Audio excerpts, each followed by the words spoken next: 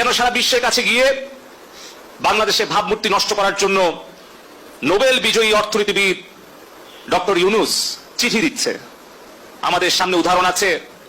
কিভাবে আফগানিস্তানে একটা দেশ দখল করে সেখানে একটা গণতান্ত্রিক সরকারকে উচ্ছেদ করে হামিদ কারজাই নামে একজন বিদেশ থেকে এনে সেখানে কিন্তু সরকারের দায়িত্ব জোর করে চাপিয়ে দিয়েছিল। 20 বছর পর সেই দেশটা ধ্বংস করে সেই দেশ থেকে তারা পালিয়ে গিয়েছিল। এই বাংলাদেশ নিয়ে আবারও ওই রকম হামিদ কারজাই মার্কা একটা সরকার বসানোর জন্য বাংলাদেশে কিছু মুখোশধারী স্বাধীনতা বিরোধী চক্রান্তকারী বিদেশের এজেন্ট তাদেরকে গুছিয়ে গুছিয়ে আপনারা দেখবেন যে তারা টেলিভিশনের সামনে এসে অনেক ভালো ভালো কথা, মিষ্টি মিষ্টি কথা বলছে,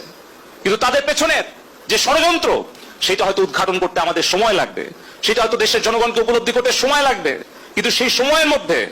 আমার সোনার বাংলাদেশের যে ক্ষতি হয়ে যাবে সেই ক্ষতি কিন্তু আমরা কোনোদিন কাটিয়ে উঠতে পারবো না।